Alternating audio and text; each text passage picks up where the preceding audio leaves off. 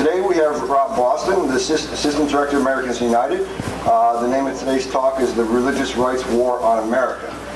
Rob has authored 3 books: Close Encounters with the Religious Right, Journeys into the Twilight Zone of the Religion and Politics, The Most Dangerous Man in America, Robertson, and the Rise of the Christian Coalition, and Why the Religious Right is Wrong About Separation of Church and State. Rob Boston.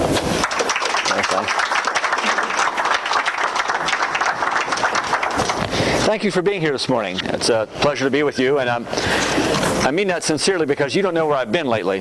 About a month ago today, actually, I was sitting in a hotel in Washington, surrounded by 3,000 fundamentalist Christians, at a meeting called the Values Voter Summit. Actually, in this magazine that I brought with me, there are copies over there and they're free, has a story I wrote about attending this event. I've been going to meetings like this for almost 25 years. I've been with Americans United for 24 years, and I've been attending religious right meetings pretty much from the beginning. So it still is a rather kind of a shocking thing sometimes to go to these meetings and hear what's being said. Now, what I want to talk to you about this morning is a little bit about where the religious right is right now and what they're saying about the country and so on. But let me share with you a couple things that I learned at the Values Voter Summit, because it's always an enlightening event. You hear things that you may not have known, and I just want to share some of those with you. I should point out that this meeting is sponsored by a group called the Family Research Council, which is a very large religious right organization. It has a budget of about $11 million to $15 million annually.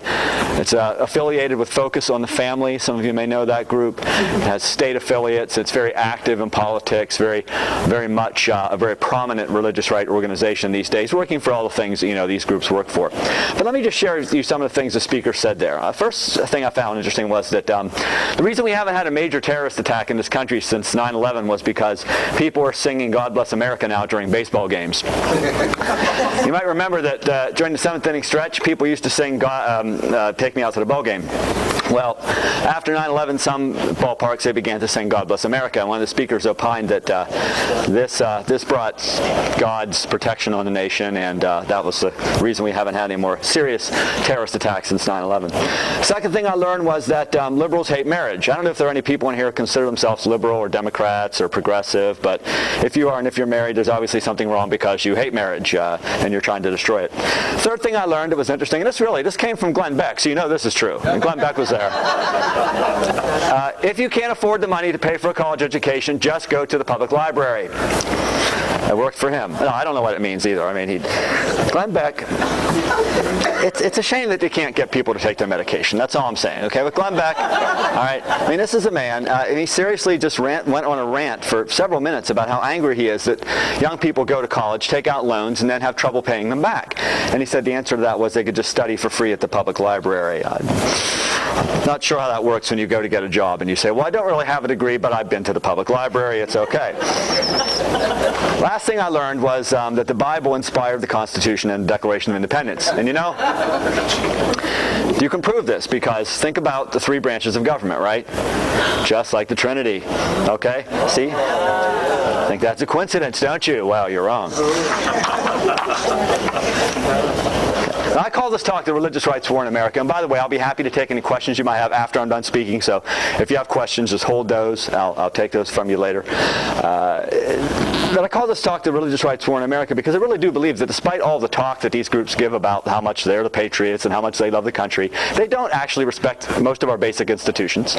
They don't respect our traditions, our values. And it's very frustrating for me as somebody who disagrees with them to sit there in a room with 3,000 people, hearing them attack people like me and people like you in this room, and imply, or sometimes not even imply, but bluntly state that we're really not good American, that we're un-American, that our values are wrong for the nation, that they're corrosive, and even somehow dangerous for the country.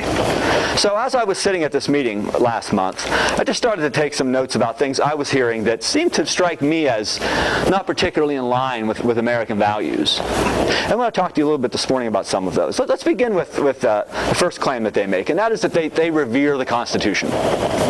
Now, there's a strong Tea Party influence at these meetings these days. There's sort of a cross-pollination between these two movements. And not everybody involved in the Tea Party is sympathetic to the religious right. There's some people involved in that movement who are really just interested in low taxes and things like that. But there is a significant portion of people who are interested in the social issues. So you hear all of this talk about the Constitution. You know, the Constitution, they just hold it up like it's, that's the be-all and the end-all. If we would just get back to respecting the Constitution, everything would be fine. But you know what? They treat it like it's a first draft. They want to rewrite it. They want to add a bunch of stuff to it. If it's so great, why does it need to be rewritten? Here are the constitutional amendments I heard them advocating for during this weekend meeting. Number one would be, of course, the school prayer amendment. They want to bring that back into the schools officially, so they're advocating for a school prayer amendment.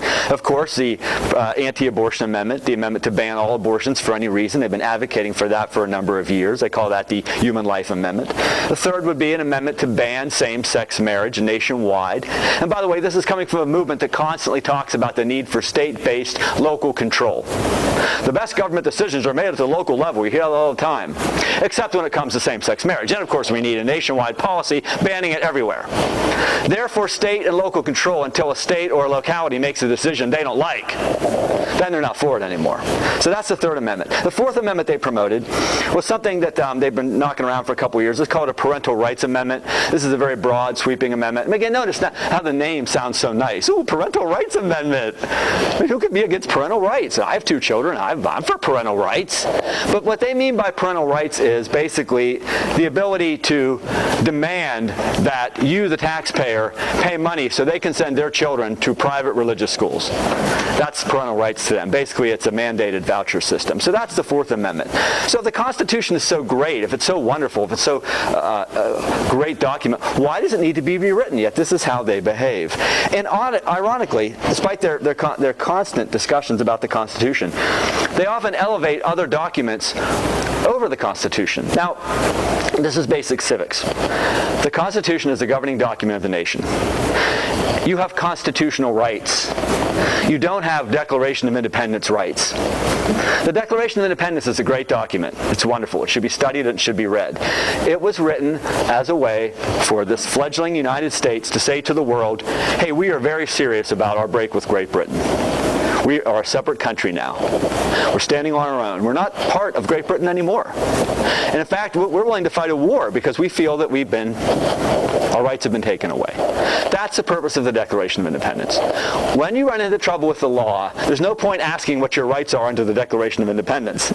You ask, what are your rights under the Constitution? Yet at this meeting, they're constantly talking about the Declaration of Independence, and they're constantly talking about an even more obscure document called the Northwest Ordinance. The Northwest Ordinance was written after the founding to settle policy for the regions of the country west of the Allegheny Mountains, which were opening up to settlers and so on, and the Northwest Ordinance was written to determine a policy there. And the reason they like the Northwest Ordinance so much is that it makes a passing reference to the need for churches and communities that will spring up in this new territory. But again, if you have problems with the law, you have no rights under the Northwest Ordinance. Your rights come under the Constitution. Yet they're constantly elevating these other documents over the Constitution. It doesn't seem to me that they really revere that document so much at all. The second thing that I noticed at this meeting was they don't actually support many of the basic features of our government. Just about every Republican candidate running for president, all the serious candidates, and a few who maybe aren't so serious but are actually doing very well in the polls, were at this meeting and trying to get the support of this type of political movement. And I was especially taken with the comments of Newt Gingrich. Remember Newt Gingrich? Newt Gingrich is running for president. Newt Gingrich, though, had a bit of a difficult time at this meeting because he was the speaker immediately following Herman Cain. And Herman Cain, despite his rather unusual views, is a very powerful speaker. He's funny. He has just the right amount of self-deprecation. He has the cadence of a black preacher, that you often run into in those types of houses of worship because he's been that. So he's a very powerful speaker, and it's very validating for people at this meeting who are so conservative to hear a black man come and basically endorse all of their views, because most African Americans don't support the far-right agenda. They vote in another direction. So here's this man getting up, giving a very powerful speech, and after he's done, Newt Gingrich kind of just ambles out to the microphone microphone, and he starts giving the same arrogant, smug lecture I've been hearing him give for about 15 years about how we need to rein in the judicial system. Now, quick civic lessons for those of you who might have forgotten. Remember, we have three branches of government. We have the executive branch, which is the president. We have the legislative branch, which is Congress, and we have the judicial branch, which is the federal court system. Remember, they're supposed to keep an eye on each other. Remember the checks and the balances, right? The president doesn't like a law that Congress passes. He can veto it. But Congress can maybe override that veto if they can muster enough votes. But if the law they pass is not constitutional, the courts can strike it down. So there's this checks and balance, right? Well, Newt Gingrich, who you might remember was Speaker of the House some years ago, so he should know a few things about the government and how it runs. He doesn't like the fact that the judges are declaring some laws unconstitutional. And the laws that they are declaring unconstitutional are ones that tend to deal with separation of church and state. Courts, for instance, have struck down the display of the Ten Commandments at courthouses, or crosses, or other religious symbols at the seat of government. Some courts have said that same-sex couples should be permitted to marry. Some courts have struck down restrictions on abortion that have been passed in some states. And Newt Gingrich is very mad about this, because you know, Newt Gingrich is a very moral man for a thrice-married serial adulterer. So, Newt Gingrich gets up and talks about how when he's president, he's going to run the country in two ways. First, through executive orders. He said that in his first day in office, he's going to issue 50 to 150 executive orders on his first day. Then, he's going to tell all those judges, if they don't get in line, if they don't start handing down the decisions that he likes, he's going to fire them. Or barring that, they'll just have Congress cut off their money. And they won't have any staff, and they won't have anybody to pay the electricity bill and the lights, and they'll have to just give up because they're handing down decisions that he doesn't agree with. Now, it may surprise you, but handing down decisions that Newt Gingrich doesn't agree with is not a federal offense.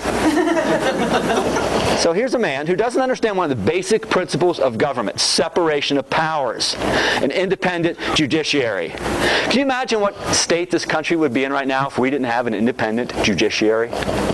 Think about some issues that aren't even related to separation of church and state. Think about race, for example. You know, in the South, they didn't really want to grant rights to African Americans, and they weren't going to do it until an independent judiciary made them do it. And finally, some political leaders got the gumption to say, we're going to send in the National Guard if you don't stop. But it was the independent judiciary with its decisions and its orders that really brought a lot of that about. Yet here's Newt Gingrich saying, oh, well, we can just discard that. You know, some may be shocked at this, but there's a word for a system where you don't have an independent judiciary and where you have a chief executive who makes all the decisions. You know what that word is? It's fascism. It's fascism. Yet that's where we are with some of these folks. Third thing they don't have, they have a problem with. They oppose many of the concepts that I think have made this country a really important and special place. And one of them, of course, would be, well, the separation of church and state. The policy and the principle that I've spent most of my professional life defending, that most Americans support, the policy that has really, I think, made this country one of the best country in the world for religious freedom. You think about it, you know, you have the right to believe whatever you want about religion or not believe. You can change faiths. You can convert. I mean, there are countries where you cannot do that. It's illegal. You can be in prison or you can be killed if you try to deviate from the established faith. Yet, at this meeting, I heard constant disdain heaped on the idea of separation of church and state. The most common term I heard at this meeting was the mythical separation of church and state. That's what the speakers would say. Well, the mythical separation. There's no such thing in the Constitution, they would say over and over and over again. And to me, to my mind, the principle that goes with the separation of church and state, that really is key to the smooth operation of the separation of church and state, is a secular government. You know, it's hard to have a separation of church and state, or maybe even impossible if you don't have a secular government. They're linked together. Yet that concept was attacked constantly too at this meeting. That secularism is a corrosive force. It's dangerous. It seeks to destroy religion. In fact, we know secularism merely says that as a government position, the state is neutral on religion. The state doesn't have an official theology. The state doesn't have an opinion on what you believe about religion. I mean, that's the ideal. And if you look at our Constitution, and if you read the document that the right wing so much claims to revere, do you see any references in there to Christianity? Do you see any references to Jesus Christ? Do you see any references to God? You don't. What you see is a secular document written that way for a reason, because that was the only way that religious freedom could be protected in the new nation. And we know that that document, that secular government, is something that a lot of people around the world would be very happy to have today. Consider the people in Saudi Arabia, one of those countries that you cannot change your religion, Iran, Afghanistan, when it was under the Taliban, and even parts of it today. Even Western Europe, where some of the countries have established religion, people are being forced to pay taxes to support faiths that they don't believe in, is a serious problem. And constantly at this meeting, I would hear discussion of the term secular left. You know, any of you who ever encounter Bill O'Reilly, if you're channel surfing or anything, you might see Bill O'Reilly. I've been on his show, so that's been worse for me. And he's constantly talking with great disdain about the secular left. You know, the secular left is going to come and do all these awful things. Well, you know, maybe that scares some of his followers, but I look at secularism and I think, hey, you know, that's an important process, an important policy, the only policy that can guarantee religious liberty in a free society. Excuse me, Rob. Sorry to interrupt. Does anyone own a black Honda or a Prius parked on the street? Prius. You gotta move it. They're gonna toast it. They got a parade going on. Yes. Black Honda? Yeah. Sorry. No, somebody told me the parade was yesterday. No. It says Sunday on the thing. Oh, it says something. Sorry. Saturday, that's why. Sorry. That's okay. All right. No, fine. All right. The fourth policy that they attack. They don't support our traditions of diversity and tolerance. Now at this meeting, you will hear people constantly say things like, only certain types of Christians are fit to hold public office. Christians who agree with them. Christians who call themselves born again. Now there's a provision in our Constitution, Article 6, bans the idea of a religious test for public office, for federal office. You can't be required to believe certain things about religion as a condition of holding federal office. Now people are free, of course, to make their decisions on who they vote for on any grounds, including religion. But certainly to stand up and to say that only certain types of individuals are fit to hold public office in America, and that the criteria should be what they believe about religion, is a serious problem.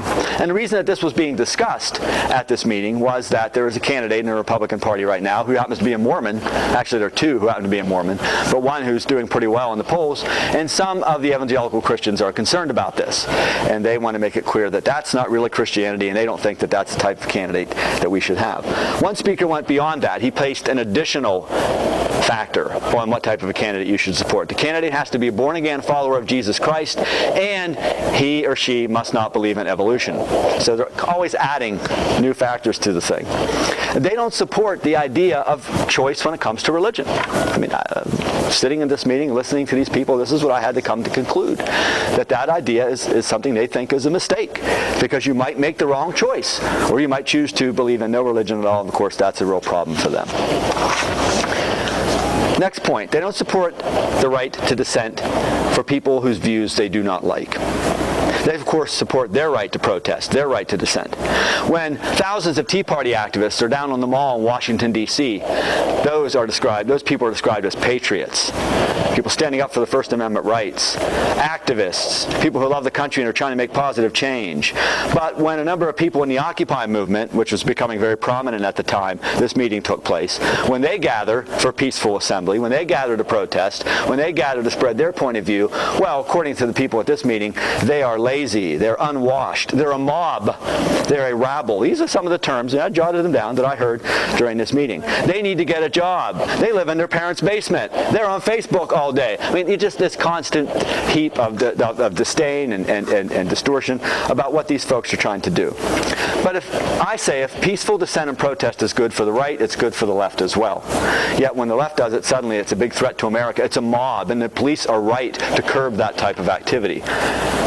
So they don't support your right to dissent. They don't support education and learning. And this to me is the one that really I find most offensive. Because this is something that has the potential to, and has in the past made our country a powerhouse economically, militarily, a world leader, is that we have a tradition of innovation, of education, and striving to educate everybody. Now, obviously, we have fallen short on that at times, but we have, in the modern era, a public education system that is open to everyone. We've led the world in many fields. It's impossible to even delineate them all. Yet the religious right is profoundly anti-education and anti-intellectual. Now, they will not admit to this, of course, but I say look at the track record. They're always trying to remove books from public schools that they don't like. There are constant attacks on settled science like evolution. I mentioned earlier the gentleman who gave the speech where he talked about how candidates had to be born-again Christians and they had to not believe in evolution. Here's what he said. This is a guy named Brian Fisher. He works for a group called the American Family Association. American Family Association was founded in the late 1970s with the aim of cleaning up salacious television programming. And of course, as they've done just wonderful with that, as you can tell. Here's what Brian Fisher said. Evolution is a bankrupt theory. Our nation is not safe in the hands of a president who believes we descended from apes and baboons. See, this is what really bothers me about these people. They're constantly attacking evolution. They don't have the first idea of what it even says. That they're still running around with these crazy ideas that apes somehow turned into people. I mean, they've been watching too many Planet of the Apes movies, I think. It's a real problem, okay? I mean, an attack that has some sort of intellectual idea or theory behind it would be fine. But sheer anti-intellectualism, anti-science, ignorance, that I cannot countenance. Yet this is what you hear constantly at these meetings. And this gentleman, Brian Fisher, he's a pastor. He doesn't have a science degree. He's a pastor. I mean, maybe he knows something about the Bible, but he sure as heck doesn't know anything about religion or science and evolution. Why are they so worried about evolution? Why are they so worried about science? Why are they so worried about free inquiry? Why are they so worried about groups like this where people are gathering to discuss and debate points of orthodoxy? Well, they're worried about that because people might just get the idea that what they're being fed by the religious right isn't true. That people might look at the settled science and say, well, that provides a different perspective than what the Bible, literal reading of the Bible, teaches us. And that maybe that makes more sense as a worldview. That maybe the fundamentalist perspective that 6,000 years ago, a man gathered up a pair of every animal in the world and put it on a boat. And they floated around for 40 days and 40 nights. That maybe, just maybe when you learn a little science, you look at a story like that and think, that's metaphorical. It didn't literally happen. So that's the situation with these folks. The fear of education because it will lead people to question their fundamentalist interpretation of the Bible. So they don't support education. They don't support public education, certainly, constantly attacking that principle. Just before I went to this meeting last month, someone sent me a story from a small town in Missouri where a local activist with the religious right was angry that young people in the high school were reading Kurt Vonnegut's novel Slaughterhouse-Five. So he lobbied the school board and they removed it immediately. So this is the sort of thing you see happening all around the nation, where these folks will come in and say, oh, I don't like this book, so nobody should be able to read it. But it was an interesting piece of fallout from that. Kurt Vonnegut, as many of you know, he died a few years ago. There's a foundation that exists to promote his novels and promote his ideas. And they immediately started sending out letters and placing ads in local media in this town telling the high school students that if they wanted a free copy of Slaughterhouse-Five, the foundation would be happy to provide them with one. And normally with high school students, in order to get them to read something, all you have to do is tell them, hey, somebody doesn't want you to read this. So a number of kids are reading Slaughterhouse-Five undoubtedly at night under the covers of a flashlight. The next point where the religious right, I think, goes astray. They don't respect and they don't appreciate our great history as a nation.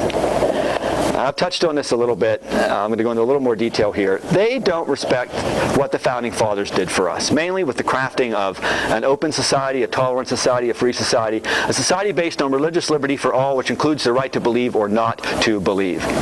And if you doubt that that was part of the Founders' vision, I would just recommend that you actually read some of the things that they wrote. Read the writings of Thomas Jefferson, read Madison, read some of the Federalist Papers, read the personal correspondence of many founders, read things like George Washington's letter to the Truro Synagogue, and you will understand that this was a body of men who had a vision of a country that not only would not have an established church, certainly they were against that, but that would go beyond that, and even say that mere toleration isn't enough. Toleration's a start, but you have to be more than just tolerated. You have to have equal rights as a citizen, regardless of what you believe or you do not believe about God. That's the vision. That's the gift they gave us, and that's what the religious right does not respect. So they're constantly trying to retroactively baptize the founding fathers and turn them into, versions of Jerry Falwell and powdered wigs and stockings. So you get this kind of stuff all the time. Well, Thomas Jefferson, George Washington, and James May were really evangelical Christians. And because most people don't read the writings of the founders and don't understand what these men thought, they fall for this. Let me just read to you a couple things that these so-called evangelical Christians said. Hold on 1 second here, because I have some actual writings from the words of the founders themselves. Here we go. This is Thomas Jefferson. Thomas Jefferson was probably one of the most unorthodox of the founding fathers when it came to personal belief. And Jefferson had a vigorous correspondence throughout his life with friends and associates about religion. He was writing with John Adams. This was when they were both out of public life. They had been estranged because, as many of you may remember, Thomas Jefferson defeated John Adams for the presidency in 1800, and Adams was not happy about that. For a number of years they didn't speak, but a friend reconciled them, and they began to write back and forth an incredible volume of letters. It went on for many years. They talked a lot about religion. They were talking about the core doctrines of Christianity. And here's what Jefferson wrote. The day will come when the mystical generation of Jesus by the Supreme Being as his father in the womb of a virgin will be classified with a fable of the generation of Minerva in the brain of Jupiter. Sounds like an Orthodox fundamentalist Christian, right? Comparing the divinity of Jesus and the divine, the virgin birth to a pagan story. There's also an interesting letter that Jefferson wrote on October 31st, 1819, to a gentleman named William Short. They had a long correspondence. They were talking about religion. Again, this is Jefferson's in private life at this point, so he can be a little more open about his views. He decides to list everything that he does not believe about traditional Christianity. Here's the list. The Immaculate Conception of Jesus, his deification, the creation of the world by him, his miraculous powers, his resurrection, invisible ascension, his corporeal presence in the Eucharist, the Trinity, original sin, atonement, regeneration, election, orders of hierarchy, etc. Now, what I find fascinating is the etc. What's left? It's pretty much the entire whole Christian canon. And as many of you know, Jefferson took the New Testament and he cut out the parts he didn't believe, the divinity of Jesus, the miracles, all that stuff, the virgin birth. He pasted up what was left and made his own little book. Then the people call it the Jefferson Bible. Interesting thing going on right now in Washington, D.C. There are some original copies of the Jefferson Bible left. One of them is in the hands of the Smithsonian, and they are restoring it. And this will be unveiled later this month at a major exhibit that I'm certainly going to be attending to actually see the work that Jefferson did himself with this Bible. It should be very fascinating, and they're really doing a good job restoring this and making it available. And it's been reprinted many times. You can get the Jefferson Bible. It's in print. It's an amazing document, mainly because of what it says about Jefferson's view about religion. George Washington, as many people know, George Washington was nominally an Anglican, but he wasn't the kind of guy who really was regularly attending services, and he always had this habit of leaving church before communion was served. He seemed to have some kind of a problem with that sacrament, so he didn't attend. And he also tended to subscribe to what you might call sort of a social utilitarian view of religion. The idea that religion is good for people, it's a check on behavior, but you don't want to get too carried away with it. As I mentioned earlier, he wrote one of the great letters of toleration, the letter to the Truro Synagogue in Newport, Rhode Island, talking about their right as Jews to worship in the free country assuring that that would always be protected, and so on. So George Washington, with more of a deistic view, could not really be called an evangelical Christian either. James Madison was very reticent to talk about religion publicly, and scholars still debate what he believed, but clearly someone who advocated for religious liberty all of his life, who personally helped disestablish the Anglican Church in Virginia, could probably not be called an advocate of church-state union. So this is the sort of thing that's going on with these folks. And there's one more thing that I want to read to you from John Adams. John Adams was in an argument once with a gentleman who came to visit him. He identified him in his diary as Major Green. And Major Green was a very devout Christian.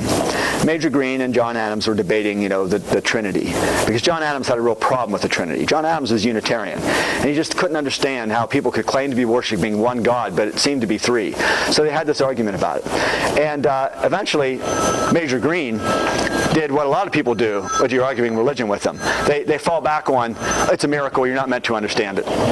I was raised Catholic, and I used to get this all the time when we questioned the nuns or the lay teachers. Eventually, they would get so mad they would just say, "You'll understand that in heaven," or "It's beyond your puny brain." I mean, it's just the sort of argument that drives you crazy when you first start to question some of these doctrines. So Major Green pulls that one. Well, you're not meant to understand it. And John Adams writes in his diary, Major Green had called it a mystery. The Trinity is a mystery, Mr. Adams. John Adams responded, "Thus mystery is made a convenient cover for absurdity."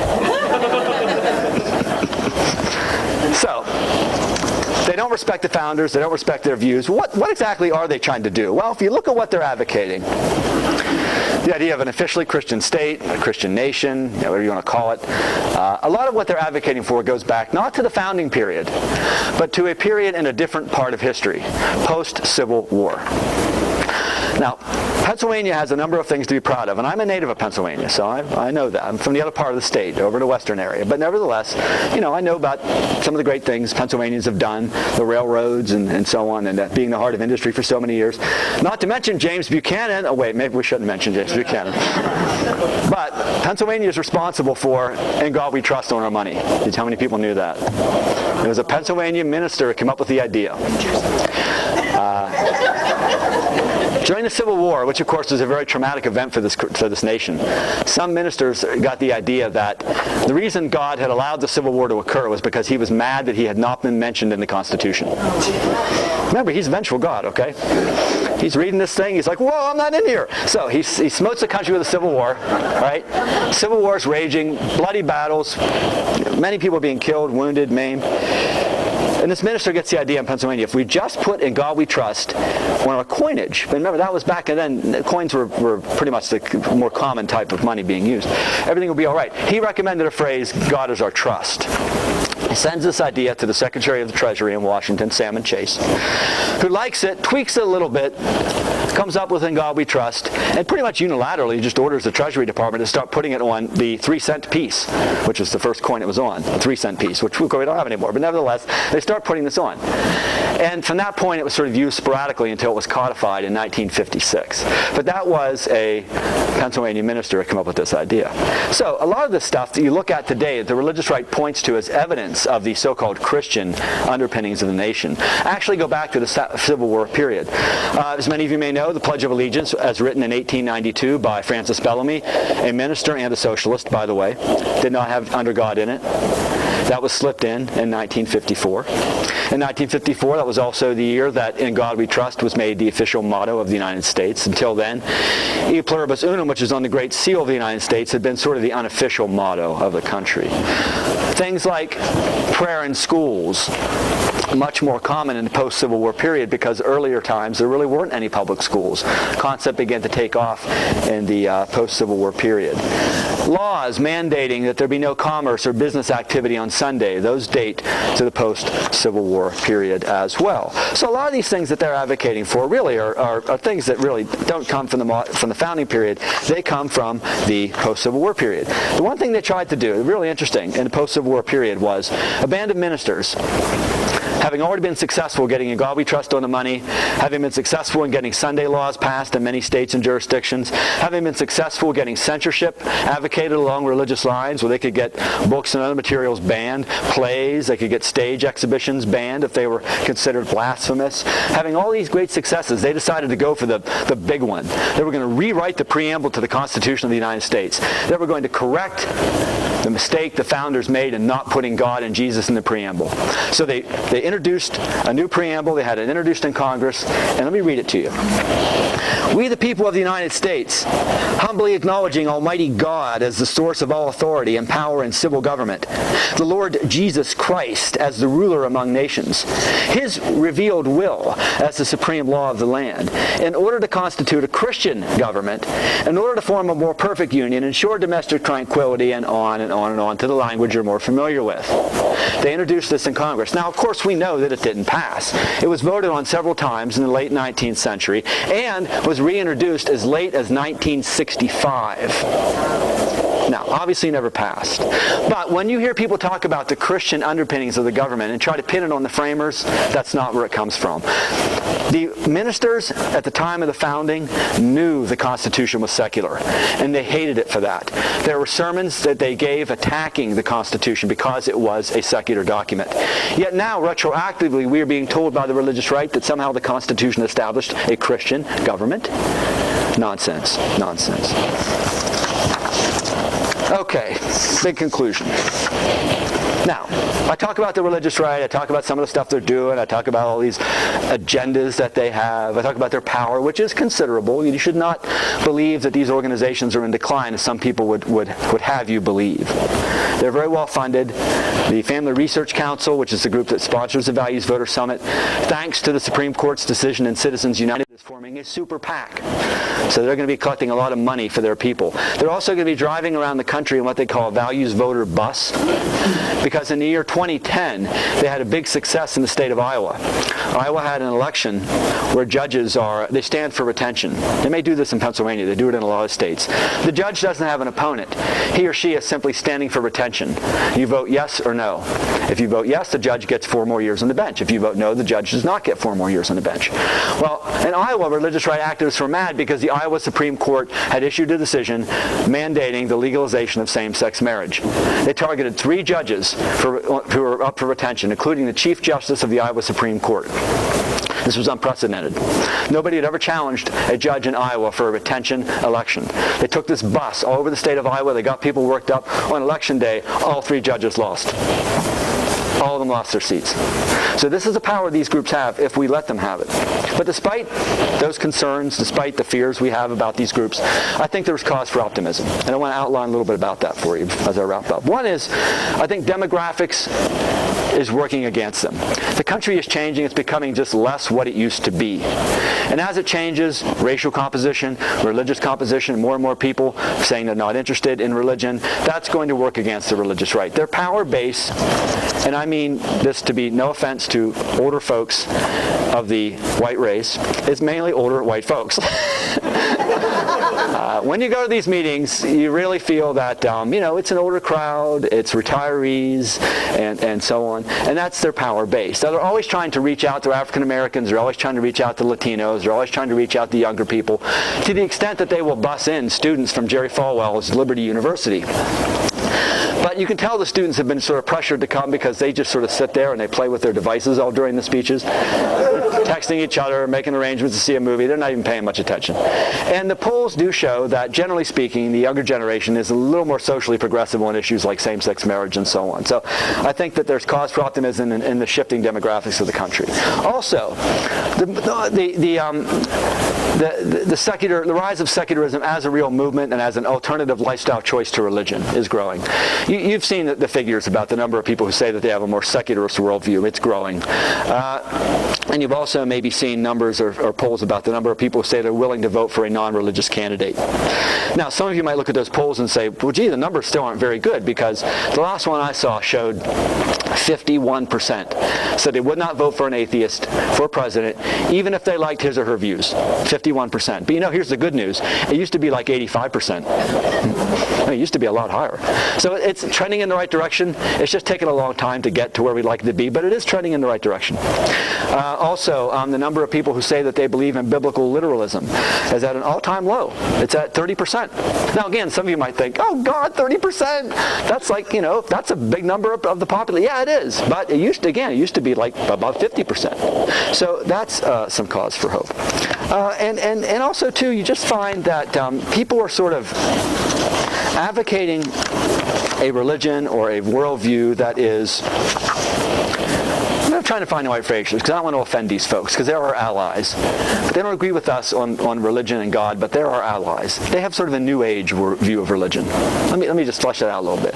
As people who say that they believe that God is too big of a concept to fit in one religion, that there's truth in all religions, and that there's value in all religion, there's value in all moral systems, and God is a spirit of goodness that maybe moves through humanity. Now, a lot of people say, oh, that's really new age, that's really unusual, but it's a view that's become a little more common in society, and I would urge you to not treat those people badly or to treat them with disdain as the religious right does, because they are not allies with the religious right. They're not friends with the religious right. The religious right doesn't like them. The religious right says, no, you're wrong. God is only as the way he's described in the Bible or Christianity and the Christian faith. There's not truth in all religions. Only born-again fundamentalist Christianity brings people salvation. There's no truth in Judaism. There's no truth in Hinduism, none in Buddhism, none in Islam, certainly not in secular philosophies. So those folks who have that worldview are gravitating, I think, toward us, and we need to be a little welcoming to bring them on board because they are going to be fighting the religious right alongside us. Now, a couple things about what you can do, because people often ask me that. You know, they say, well, you've laid out all these problems. Well, what can we do? How can we get involved? Well, first thing you need to do is you need to be voting. And I don't care what party you support. I don't care what candidate you support. I can't, as the representative of a nonprofit, advise you on those matters. We're not allowed. This is a humanist group. It's a nonprofit as well. You're not allowed to endorse or oppose candidates. Don't do it. The IRS can take your tax exemption if you do. But as individual citizens, as Americans, be registered, be voting, because that's what the religious right is doing. They're getting people to the polls, they're advocating, and they are using C4 organizations and political action committees to support their candidates, which they legally may do. But to counter that, we just need to have people out there getting involved. And I know politics is a messy business. It's discouraging. We get mad. We vote for candidates and they let us down. We get angry. We sometimes have a hard time finding candidates. We can't get someone who's exactly in line with everything we want. Well, you know, that's never going to happen. You're never going to get anybody who's exactly in line with everything you want. But you'll find people who are pretty darn close. So be active, be supporting, and be voting. You need to be speaking out. Religious right spreads this point of view. They spread this advocacy. They get their media out there. Be countering that. Remember, most people are sort of on the fence on these things. They're not necessarily in our camp. They're not necessarily in the religious rights camp. If we're not making an argument to counter what they're hearing from the religious right, they'll go into that camp by default. So speak out. Letters to the editor, blogs, whatever media you're using, let your voice be heard. Next thing you need to do is support education. And I don't care what form it takes, whether it's your local public schools, your local library, a public university, a group that is promoting good science, a museum, I mean, whatever, because the education community is under attack. It's a two-pronged attack. One is the religious right, saying that they're evil, they're promoting values that are against America, they're against religion. That's the one attack. And then the other attack is simply the lack of funding because of the economic situation we're in. So a lot of libraries in many parts of the country are cutting staff, cutting back hours. And you may have an opportunity in some jurisdictions. You actually have an opportunity to vote on these things. And obviously nobody likes to pay more taxes, but think about it. If we don't have public libraries, all those kids that Glenn Beck's worried about aren't going to be able to go and get the education. So be supportive of those institutions as much as you can. Give money if you've got it. If you can support a political group that's advocating for the candidates you like, if you can support a nonprofit organization like Lehigh Valley Humanists, Americans United, National Center for Science Education, ACLU, Free Inquiry, American Humanists, whatever you like. And again, I know this is tough. Nobody's escaped the bite of this recession. We're all feeling that. But if you can, support those organizations. They need your help. And the last thing is, and then I'm going to wrap up with a little quote, is just be good and decent. you would not believe the things I hear about you from the religious right. They talk about you, and I don't recognize you because they're not talking about you. They're talking about some caricature of a non-believer that they've built up, a straw man. And that's what they throw the mud at, and the abuse. That's what they attack.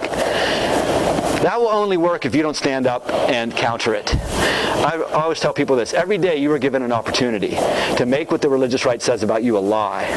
Don't pass it by. This is great, what you're doing, collecting food, being active in your communities, being a good neighbor, being a good citizen. Because when people see that, and remember, people would rather see a sermon than hear one. Your sermon is your decent, good, basic moral lifestyle. When they see that, that's going to have the power to change minds. Well, maybe what I heard about those humanists, maybe what I heard about those atheists, maybe what I heard about those agnostics isn't really true after all, because, this guy down the street, he's only high-value humanist, and he's a pretty good guy. So be aware of that. Be active. Now, I'm going to close by reading a quote to you. And oftentimes when I speak to humanist groups, I'll read a quote from somebody like Jefferson or Madison or whatever. I'm not going to do it today. I'm going to read a quote from a minister. Because I want you to know that not all ministers are like Jerry Falwell and Pat Robertson. There are a lot of good ministers out there who support the separation of church and state. And they come from different denominations, Unitarian, Methodist. There are even still good Baptists left. And the guy I'm reading you from, the guy I'm going to read, is a good Baptist. John Leland was a friend of Thomas Jefferson, an advocate for religious liberty, a powerful advocate for the separation of church and state in the colonial era. John Leland has the unique distinction of helping end state-established religion in 3 states. He worked with Jefferson and Madison to do it in Virginia, to rally the religious community, to end the Church of England there, the Anglican Church. Then he went back home to his home state, which was Massachusetts. He laid the groundwork for ending it there. And while living in Massachusetts, he would make cross-the-border raids into Connecticut and help people there end the state-established church in Connecticut. That's a pretty strong accomplishment, 3 states. Now, one thing that John Leland did not have was a PR man, because John Leland once gave a famous speech advocating for religious liberty for everybody, including the right not to believe. Very unusual for a colonial era pastor to make that argument. A lot of them would argue for your right to be a Christian, of whatever Christian denomination you wanted, or they might even argue for your right to be Jewish, but they wouldn't necessarily go so far as to say you could have the right not to believe. But John Leland did. John Leland gave a famous speech. It was reprinted as a pamphlet, and the title of the speech is, this is where I said he needed a PR man. Let me read this to you. The rights of conscience inalienable, and therefore religious opinions not cognizable by man. Or, the high-flying churchman, stripped of his legal robe, appears to be a Yahoo. So I'm thinking we could have tightened that up a little bit. Here's what John Leland said. And now, I apologize in advance to the women in the audience. John Leland is using language of his time, and he's speaking with the masculine pronoun. Let every man speak freely without fear. Maintain the principles that he believes. Worship according to his own faith, either one God, 3 gods, no God, or 20 gods. And let government protect him in doing so. Let government see that he meets with no personal abuse or loss of property for his religious opinions. Instead of discouraging him with prescriptions, fines, confiscation, or death, let him be encouraged as a free man to bring forth his arguments and maintain his points with all boldness. Then, if his doctrine is false, it will be confuted. And if true, although novel, let others credit it. When every man has this liberty, what more can he wish for? A liberal man asks for nothing more of his government. Boy, if we only have more Baptists like that today, huh? Thank you.